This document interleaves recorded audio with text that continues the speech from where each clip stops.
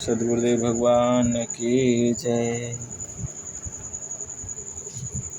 मिले अनंत अनंत में तभी न बढ़े अनंत।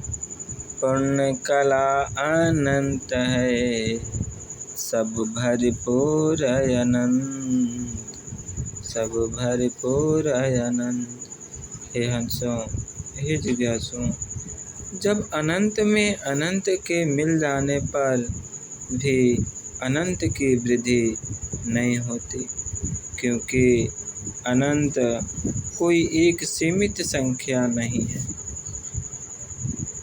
जिससे उसकी वृद्धि हो। वह पूर्ण पुरुष सर्वशक्ति से सदैव परिपूर्ण अनंत है। घटना बढ़ना एक देशीय परिमित पदार्थ में होता है, जो परिमित है। सर्वव्यापी अप्रछिन्न वस्तु में यह क्रिया घटना और बढ़ना नहीं होती।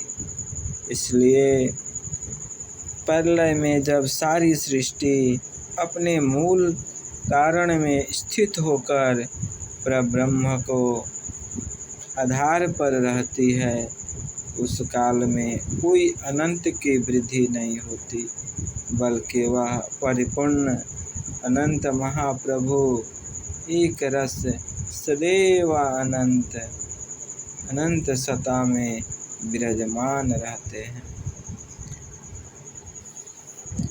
पद अनंत तब ना रहे जब न्यूनाधि अनंत। गुण कर्म अस्तित्व में महिमा पूर्ण अनंत, महिमा पूर्ण अनंत। हे हंसों, हे जिज्ञासुओं, सृष्टि और प्रलय होना तथा या मुक्त होने से जीव को न्यून या अधिक संख्या नहीं होती। जब न्यूनाधिक संख्या हो जाएगी तब अनंत का स्वरूप नहीं रह सकता। इसलिए महाप्रभु सर्वशक्तिमान अपने कर्म गुण और स्वभाव के अस्तित्व से सदैव एक रस सर्वपूर्ण रहते हैं। उसकी अनंत महिमा का अनंत अनंत महिमा नहीं होता। अनंत सदैव अपने स्वरूप सत्ता और क्रिया एवं धर्म से सदैव अनंत अनंत रहता है, उसकी अंत नहीं होती।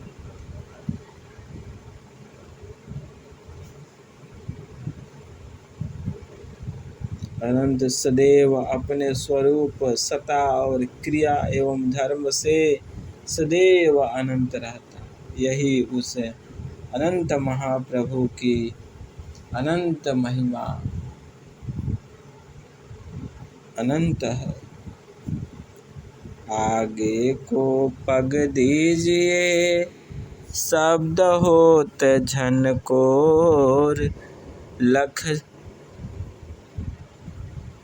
अलख पुरुष लख लीजिए अक्षर सकल पसार, अक्षर सकल पसार।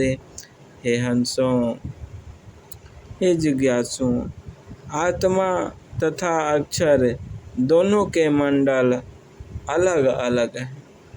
योगाभ्यासी साधक जब बाहरी शक्तियों को रोककर अपनी आत्मभूमि में स्थित रहता है, तब सद्गुरु की दिव्य वाणी आगे बढ़ने की आज्ञा करती है।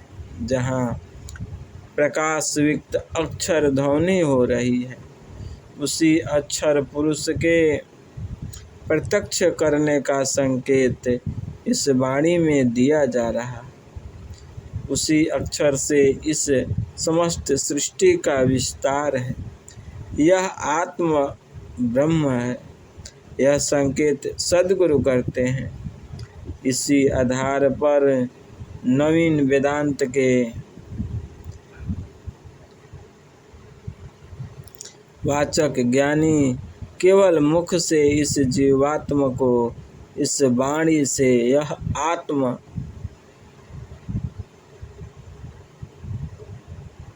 इस जीवात्मा को इस वाणी से यह आत्मा ब्रह्म है, इसी को घोषणा करते हैं। यह आत्मा या यह शब्द एक विशेष अवस्था में एक सत्ता का निरूपण करता है। इसलिए हे हंसों, जीवात्मा से अक्षर भिन्न तत्व है, जिसकी प्राप्ति के लिए सद्गुरु भगवान ने आगे बढ़कर अनुभव में प्राप्त करने का मार्ग प्रदर्शन करते हैं। अलौकिक मंडल आय कर परखो सुरति लगाए, तब आगे डोरी धरो गुरुगम में लवलाए। हे हंसों, हे जिज्ञासु, अक्षर मंडल में पहुंचकर सुरति द्वारा उसकी पारख करना चाहिए तथा आगे चेतन डोरी पकड़कर सद्गुरु मार्ग में अपने सूक्ष्म चेतन शक्ति को लगाना चाहिए। सुरति निरति एक संग में राखो व्यक्ति उपाय, तब अगम का गम करो उमगत प्रेम अधाय, उमगत प्रेम अधाय। हे हंसों, हे जिज्ञासु, सद्गुरु की अनुभव योग युक्ति से सुरति और निरति इन दोनों को एक साथ स्वीकृत कर चेतन मंडल में गमन कर के चेतन मंडल में गमन करना चाहिए। तब आत्मा का उमड़ता हुआ प्रेम प्रवाह वहाँ पहुँचकर परिपूर्ण तृप्त होकर शांत हो जाता है। जब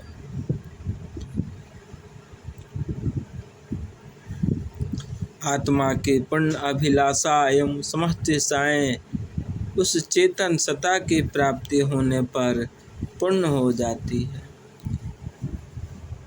सद्गुरु सेवा अनन्य में अरु गुरु भेद का ज्ञान, अकर्म पास दुख कटत है मिटत मोह अज्ञान। हे हंसों, हे जिज्ञासु, सद्गुरु की अनन्य शरण भक्ति एवं उनकी अनुभव योग युक्ति से प्रभु की उपासना करने से जीव का कर्म मोह अज्ञान बंधन का नाश होता है।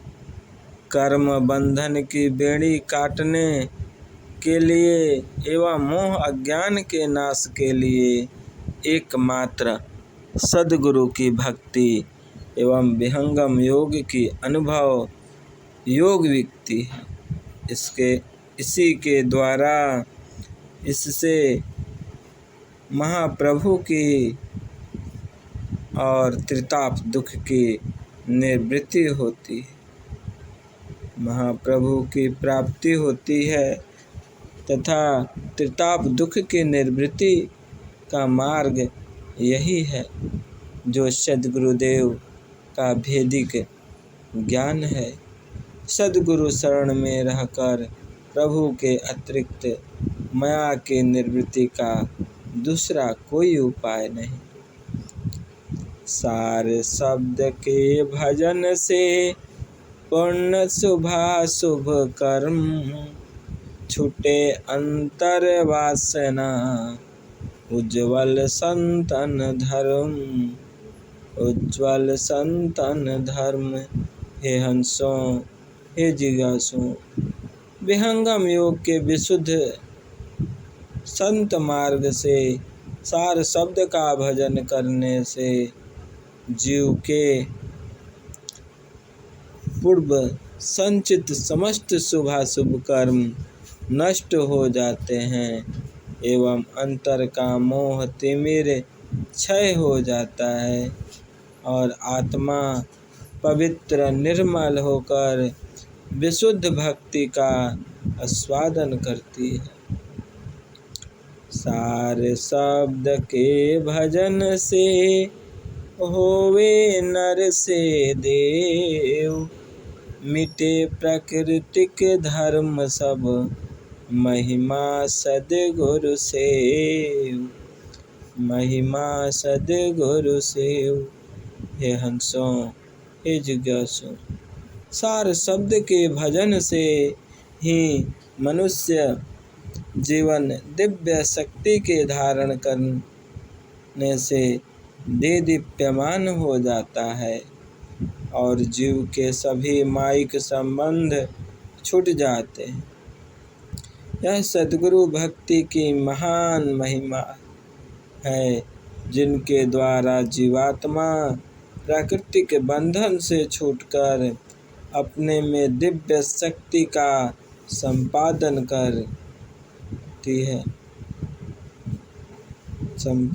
करती है जिससे वह उसे देव संज्ञा को प्राप्त करता है। मनुष्य से देव होने का साधन महाप्रभु की भक्ति है जो सद्गुरु की अनन्य शरण सेवा है। योगाभ्यास द्वारा ही आत्मा के प्राकृतिक गुणों का ह्रास और चेतन गुणों की प्रादुर्भाव होता है।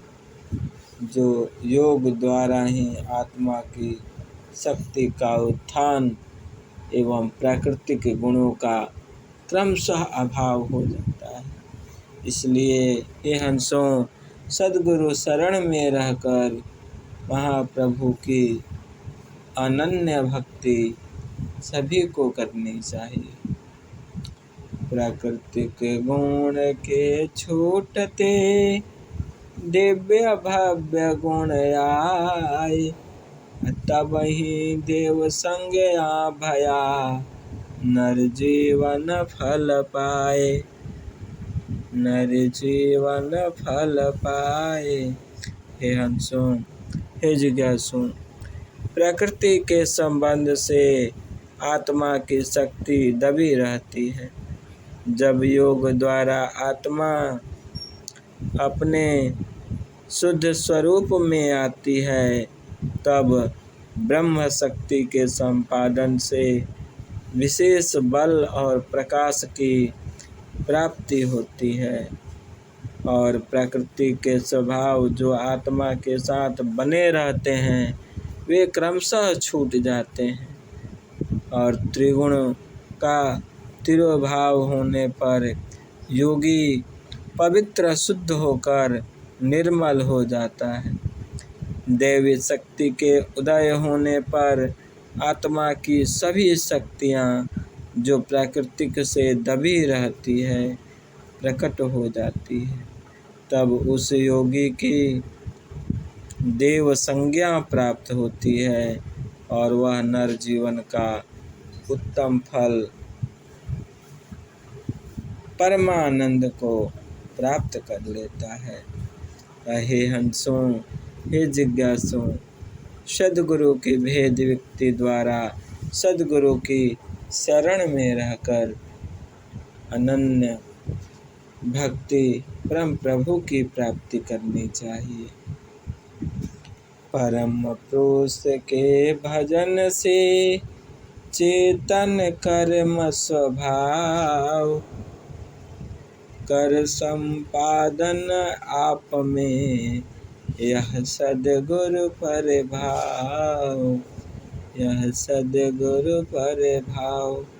हे हंसों, परम पुरुष की विशुद्ध भक्ति से ही आत्मा के चेतन कर्म गुण और स्वभाव प्रकट होते हैं।